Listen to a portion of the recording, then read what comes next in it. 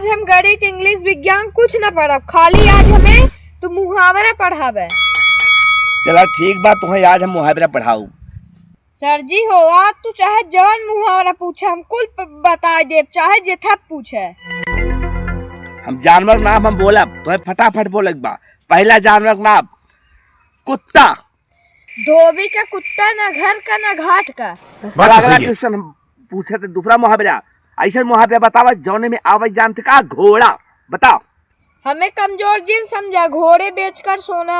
ठीक है, अगला मुहावरा बतावा जौने में हाथी आवे चाहे। देखिए बता लेते हैं। हाथी अपने रास्ते पर चलती रहती है, कुत्ते भोगते रहते हैं। चल अच्छा बतावा, बहुत हो ये।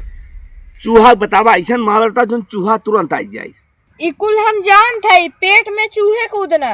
अच्छा बतावा, छोड़। अच्छा चला बतावा बैल, जौने बैल आ जाए चाहे। बताओ मुहावरा। आ बैल मुझे मार।